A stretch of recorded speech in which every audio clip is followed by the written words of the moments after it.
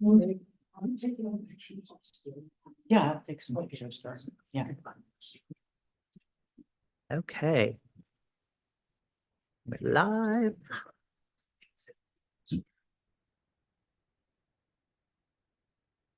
All right, welcome to Poets of the Archipelago.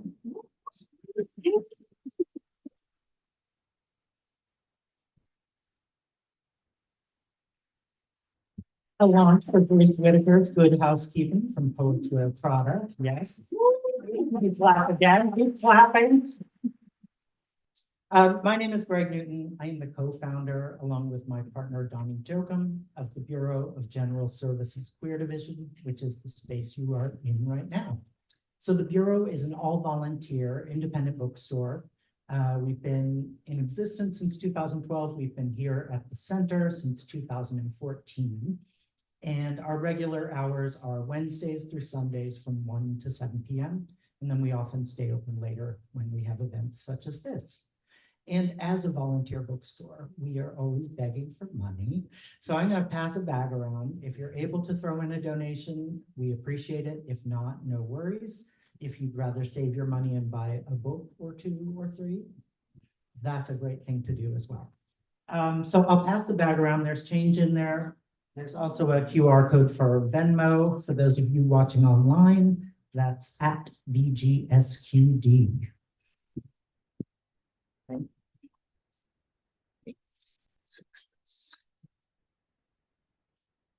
I need a camera. Before we get started, I wanted to say, if you're not already on our email list, you can sign up for that at the back of the room or on our website, bgsqd.com, and you'll get an email every other Monday about our upcoming events. So before we get started, I wanted to read a land acknowledgement and a call for a ceasefire in Gaza. The Bureau acknowledges that our organization operates on the unceded land of the Munsee Lenape. We encourage you to join the Bureau in signing up to make a monthly donation to the American Indian Community Houses Mannahatta Fund. The Mannahatta Fund, according to its website, is an invitation to all settlers and non-native people who wish to acknowledge the legacy of theft and genocide that comprise the history of New York City and the United States. And you can find out more at mannahattafund.org. We also want to recognize that today, May 2nd, is the 209th day of Israel's genocidal campaign against the Palestinian people. Funded by our tax dollars and enabled by our government's unwavering support, we hope that you will join us in calling for an immediate, permanent ceasefire, an end to the siege, and an end to the occupation, in order to stop the collective punishment of Palestinians and to ensure the swift delivery of desperately needed food, water, medicine, fuel, and humanitarian aid to the people of Gaza. So our first reader, are you ready? More or less, you're gonna have to be. A multidisciplinary artist and educator living in Brooklyn, Gigi explores gender, ecology, spirituality, and the absurd through poetry, figure modeling, and visual art.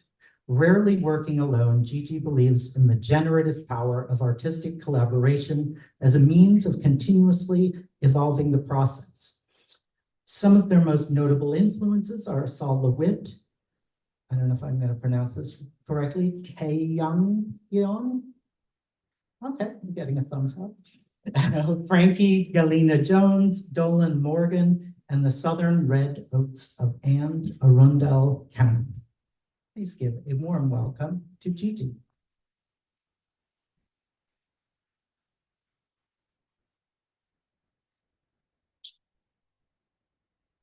First and foremost, free Gaza, free Palestine, and the occupation. Second most, thank you, Bruce. I really appreciate this. Third most, I appreciate my poets, my fellow poets, my community for showing up. That's what's important to me. It's my community, always. This is titled, They Have No Concept of Saturday. The haiku has become a low chew. For my fingers, I swear to God, I taste kiwi. In the left-hand pocket of the billowing high-waisted satin pants I thought most suitable for Amber's black-pink costume theme. In the absence of gum and the bounty of this now filthy hand candy, I gnaw the Deer Park plastic cap into a medallion. I swear to God, I taste royalty. I dance in apocalypse, squeeze countless limbs, gaze into the base, kiss no lips. The glasses, I think most serve cunt at 6 a.m., have successfully avoided me all train looks, outside the ones one gets when they wear sunglasses before the sun is up. Quatrains seem to savor the dregs of attention span I still have left. The DJ in my head takes the request and plays my favorite song. It is February 24th, and tonight will be a full moon. The sparrows are chirping because it is dawn, and they have no concept of Saturday.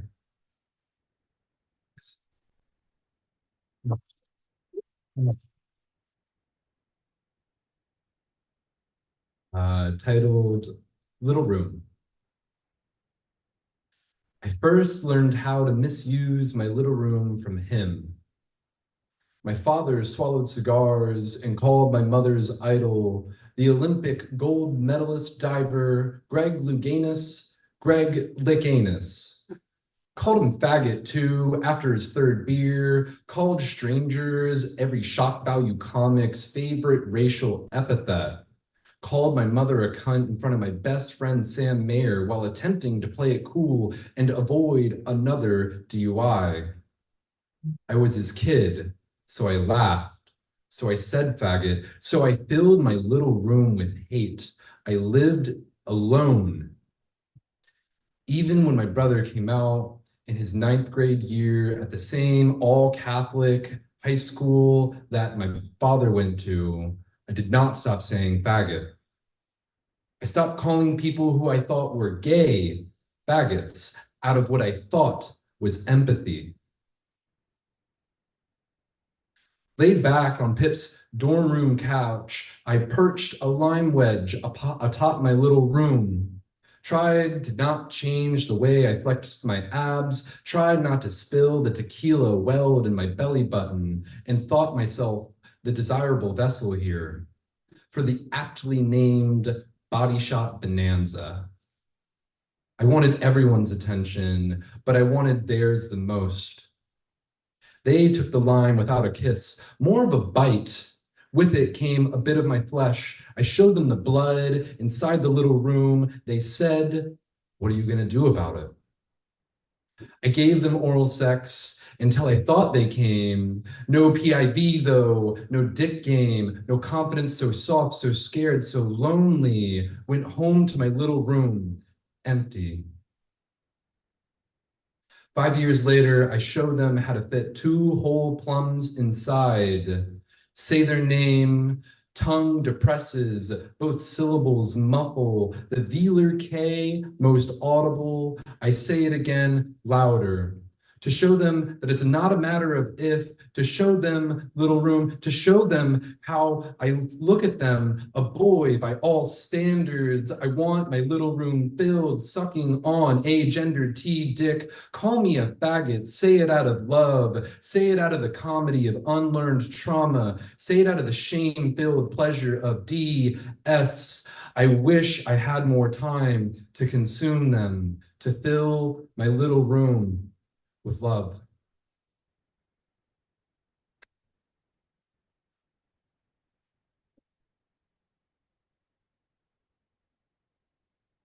Titled For Zion. Ashen alleyways atrophy, brackish bog water betrays, cedar cathedral, cicadas cry cacophonous, desiccated dryads don't dance, ecclesial elm elders and eagles from firebrands fired from forest foes, gone going, gangrene grinkos. Hypo hive minds, heinous hedge hunters, ironwoods inconspicuous in iconoclasm, jaunt jovial, jump jubilant, just joyous. Kids kiss kindling, little limbs lay like Lucy's. Monsanto monocultures mar mats, necrotizing neighbors neglected, need nutrients now. Opalescent on oaken ontology, ongoing, ossified, plump polypores pursue putrescence, quercus quibbles quashed. Rose hips rupture, rape weeds rapture, sweet gum seed spikes stick suckers, strike sidewalks. Thinning tree lines toppled, understories upended, unprotected. Verdant vigilantes vanquished, without water. Willow-whips wilt, wither. Xeriscape your yards, you yearn for Zion.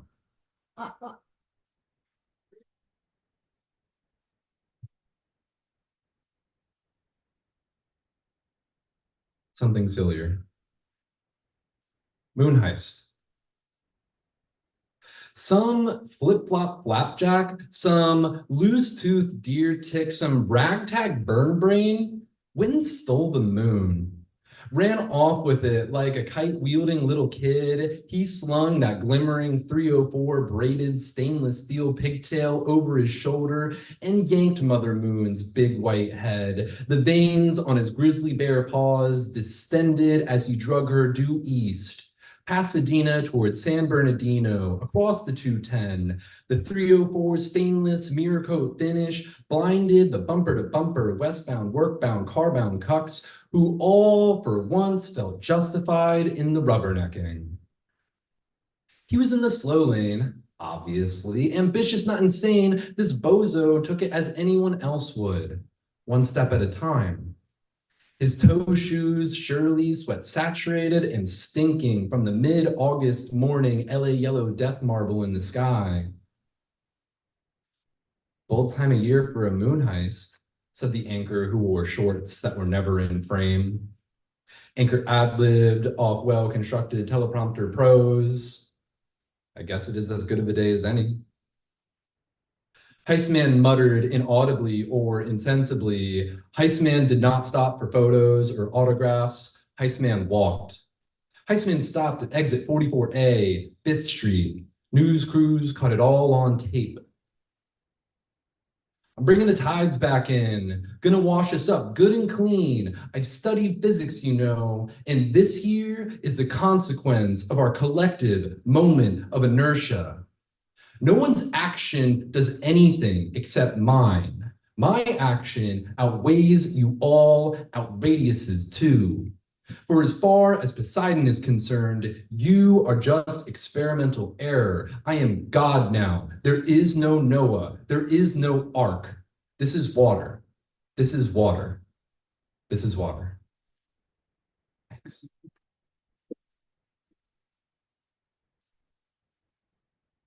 And one final one that I think this is the first one that maybe Bruce heard me read.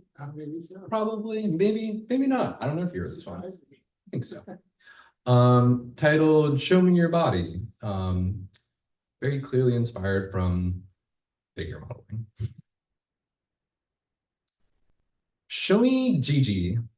Show me Fierce. Show me Kate. No, not that Kate. Show me love. Show me pancake flipped and the first side burned. Show me mom won't stop talking about diet culture. Don't want to get into it. Show me something racist from your past. Show me grandmother. Show me the owner of this apartment won't stop saying slurs and you are frozen, striking a pose, getting paid for it. Show me the power structure is working in your favor. Show me white discomfort. Show me whole and pole. Actually, just whole. No, wait, actually, just pole.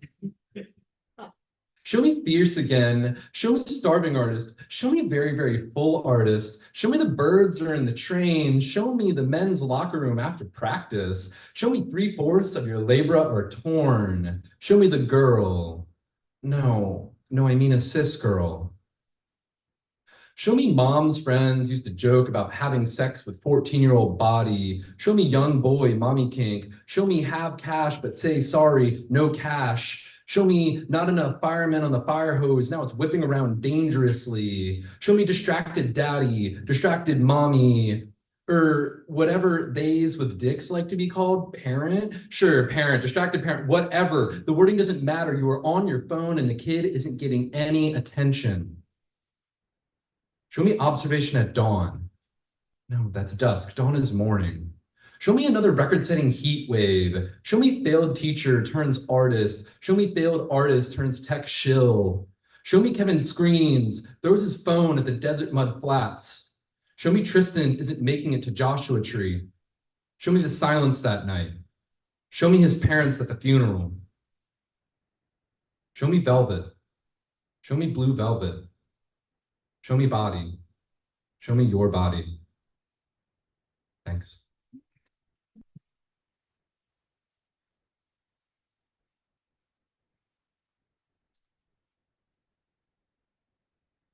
Kelsea Valentine is a poet and multidisciplinary artist from the abyssal plains of Nebraska, now based in Brooklyn, New York.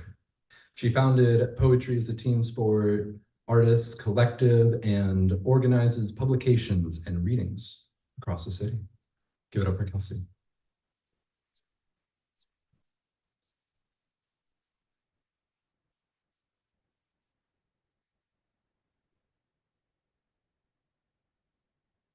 Bruce, what an event. Congratulations. If you'd like to read along with what I'm going to share tonight, it is available on my website at kelsea.art/May.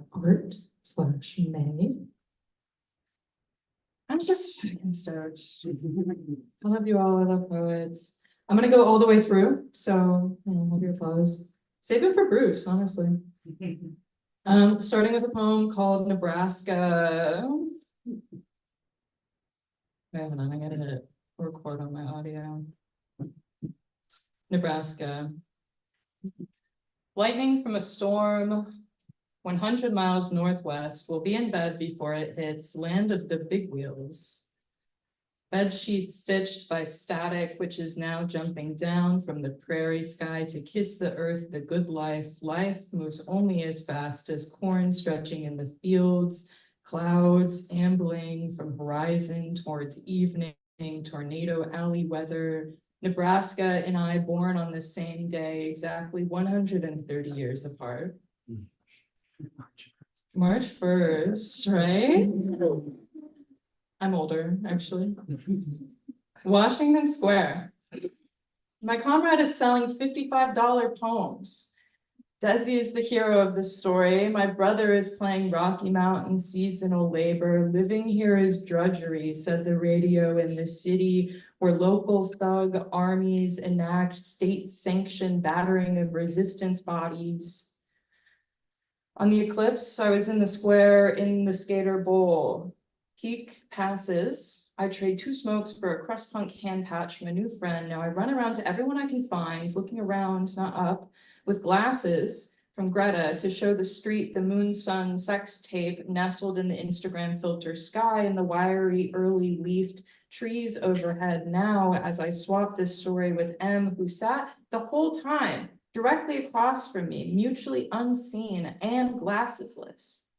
Our timelines never intersected that day, but will forever if we're lucky.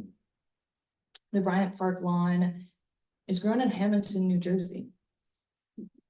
I still love everyone I've ever loved, every lover, friend, coworker, dance partner, comrade, Insta-mutual. I still love M and H and H and D, especially D, the long string of 9-month relationships. I've shredded my pants doing cartwheels in the park, rolling around in the grass-stained sweatshirt, an egg on cast iron, tired of the crowd. Where are my friends? Not on Bryant Park lawn, New Jersey transplant gate-kept yard, which is still seating. Aren't we all? What the fuck is with Gramercy Park? I got a gate. It's crazy. If you see baddies selling clothes on the street, go look. They have the best selections. They've done their time in the thrift store, wear the same outfit over and over, slowly accumulate accessories. You move on to the next story. That's the job. What would you do if you knew you wouldn't fail? I get happier when I learn to take off my clothes in this city, show a little skin, pee in the street, sun in the park. Goth Dwayne Reed, Goth McDonald's. Fake Gucci belt on Canal Street. The people go, then the bus goes, then the people go, then the cars go. Scaffold City, black puffer coat, jacket city, cop city, pig city, fascist city. I'm glad to be here, but I can't stand the cognitive dissonance of picking out a cute outfit while babies lay in mass graves. I text Gigi, life is crazy, wild to be picking a cute outfit and shit while the world burns. And Gigi says, I'm also stoked. And the world is burning. The world is always burning, but the ruling class wants us to think that it isn't. And I text Gigi, damn, can I quote tweet you in the poem tonight? And they say, yeah, totally.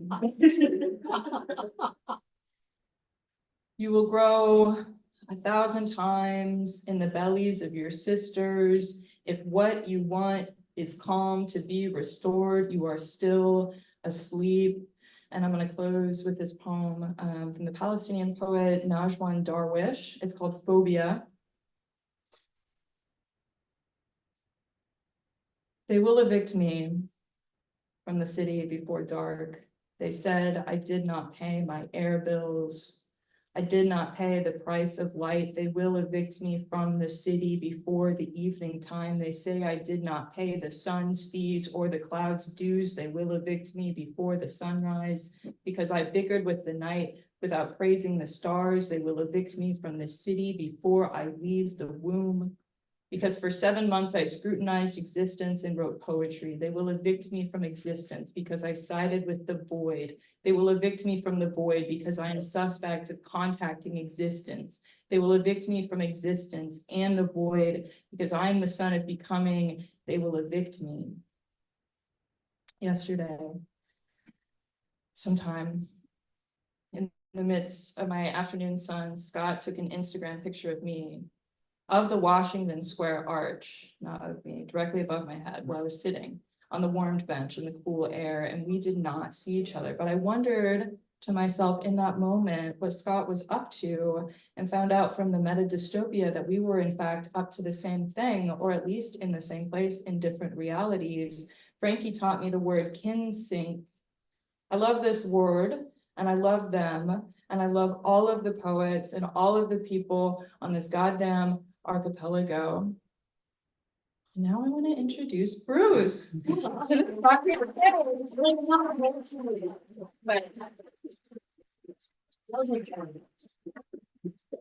the main fucking event. Oh my god, I love Bruce's first book too. What a treat. Bruce E. Whitacre's Good Housekeeping from Poets Wear Prada is a book life reviews editor's pick.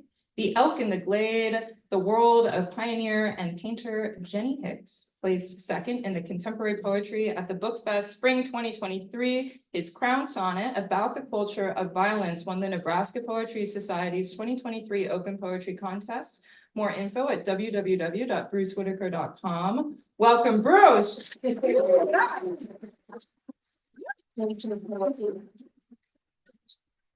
Thank you. I want to first of all tell the origin story about how the poets of the archipelago came together. It's a Kelsea word, archipelago, and I've never heard it applied to Manhattan in the 50 years I've lived here, but it's perfect. So Kelsea was the first person to buy The Elk in the Glade at a KGB open mic a couple of years ago. And so that was really a big thrill for me. And yes, I did. There it is. And I did meet Gigi in a figure class. You can imagine sitting down with all these serious artists, far more serious than I am, a session with Gigi, and then all of a sudden this poetry comes out. You're like, wow, this is really amazing. So I love New York. Good Housekeeping is my first book of my poems. It's not about my grandmother. The Elk in the Glade is about my great-grandmother, who was a pioneer and a painter, and it came out in time for her show. And thank you to Roxanne Hoffman and Jack Cooper of Poets Wear Prada They were also very, very supportive of the Elk in the Glade, so I really wouldn't have these books without them. The book has a epigraph from David Hare's play Via Dolorosa, which is about 20 years ago, his meditation on Israel and Palestine at that time. Are we where we live, or are we what we think? Which matters, stones or ideas? Stones or ideas? So not a lot has changed, except everything has changed since that time. I want to start with the titular poem, Good Housekeeping. I sing the body domestic in sonnets Hooveric. The housefrau on the corner is heartless to my dog, but her pressed curtains part on a promise of paradise. Without home fires, there would be neither war nor peace. It left the boot print of settlers on stolen lands of those they called savage. Housekeeping is why greed is the root of evil, yet it keeps us alive. Beau of that Mayfair Amazon, Mrs. Dalloway, a feather duster is our sword of Damocles. Dismiss its implications at your peril. Our polished windows gaze out unobscured on the dwindling Anthropocene vista, the clear-cut wastes we've washed down the disposal. It can't go on like this. This is all we have. There's a lot of contemplation about long-term marriage, particularly gay marriage, which I felt was kind of a zone I could write about in this book. And in many ways, being together with my partner and husband now for over 40 years, I feel like we're living the lives of many people who didn't make it. This is hunting and gathering. Hunter-gatherer re-enters the fire circle, unshoulders the days, the week's provender, home from the market. Genetic echoes from pre-tribal times, pack times, expressed by car keys returned to the proper shelf. Fridge restocked with today's deal on frozen mastodon, the hunter's only wounded ego bruise at checkout, cut off in line by a mink in sneakers. Salved now by a bargain Malbec in a juice glass. With you, these sapiens rituals ascend to a fantasy fulfilled. Two men folding from the same laundry basket. Decades of prints, sepia on the shelf. Only dim margins unshared. Childhood, a stray night on an aisle long ago.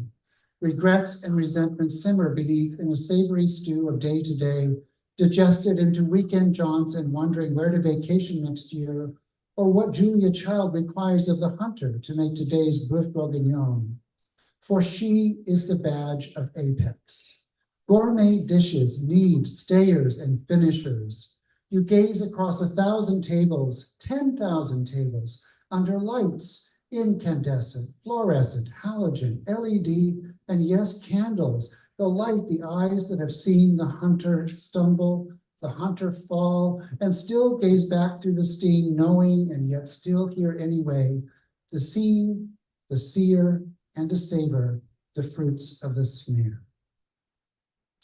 So one of the fruits snared, this was a habit I had not far from here many years ago called the fold-out couch. His force thumps the entire divan against the renter white wall, adding to the small dents. These are the good years. Galaxies revolve like the club door, powered by magnetism and mystery. Tossing cushions is foreplay, though sometimes here the fizz goes flat. A bicep in the red lava light, an ass in the veil of blue smoke, its globes green, glitter strewn and sweating. Heaving planets and stars call to the white light between the eyes, the fire in the throat as you take all he's got, the collapse, the caress, the clip of the spring through the mattress, another notch in the floor, counting down the security deposit. This is a Hazel. It's meant to be a love poem, and indeed it is my form of love poem. Narcissi, we drown in our own eyes. I love you like a leisurely drive, the curves, the gradients, coffee steams the windshield, we lean into our radiance. We were gangly colts, our love on first feet. Remember how we teetered toward radiance? My shoreline dissolved into yours, a safe blue harbor. The years of tides and breezes polished our beaches to radiance. I love you like a contract I negotiated with myself. You are my closet, my deal, my counterparty, radiant. I love sliding under your chassis to see how you're made. Your grime anoints my lips with its radiance. I love you like an old oven, crusty with drippings of the problems we've raised, oozing with radiance. As the checkered flag waves round the bend, I love your hand on my shift in this radiance. After 40 years, I'm your Bruce, setting another table, breaking bread and feasting on our radiance. And this is one of the last lovey-like poems, Midsummer Midlife. Come pillow against me and let's savor a Netflix. The bed is stripped to sheets, the AC catches up.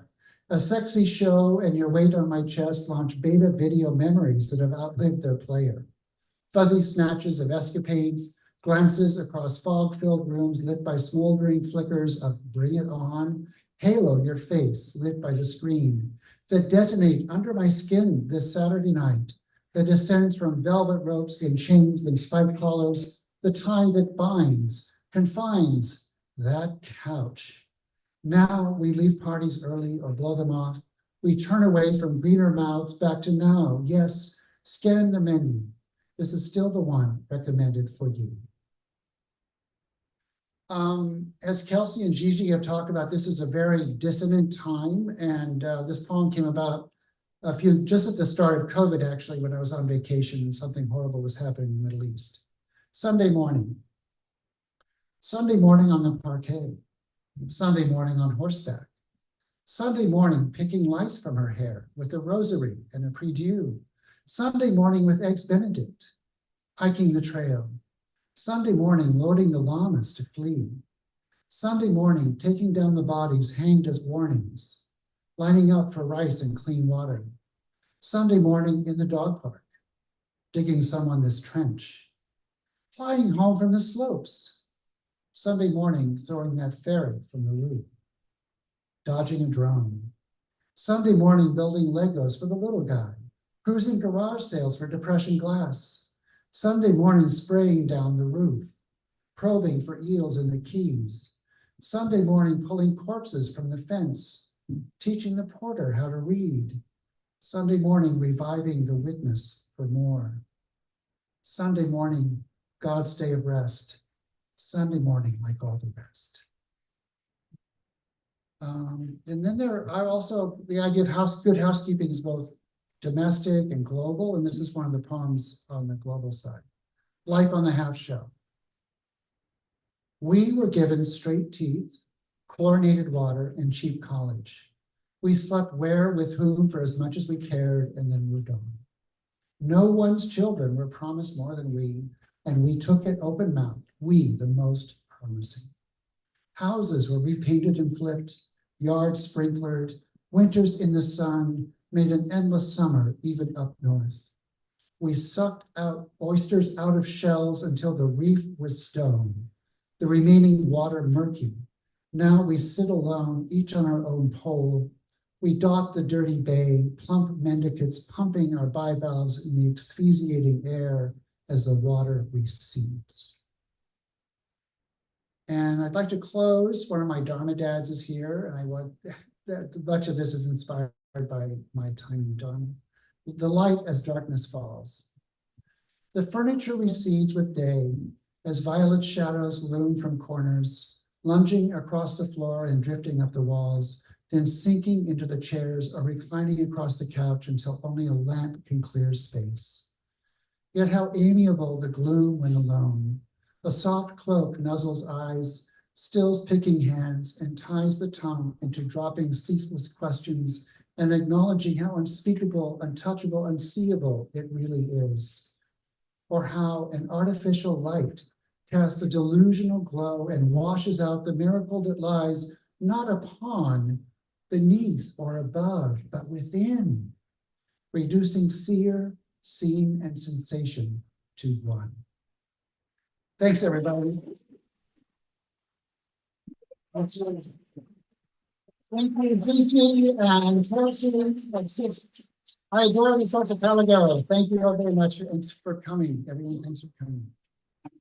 Thank you, Bruce. Thank you, Yeah, Gigi thank and you. Kelsey. Thank you, Greg, and all the team here at the bookstore. Copies of Bruce's Good Housekeeping available. Couple other titles around, so have a look. And thanks for coming out tonight.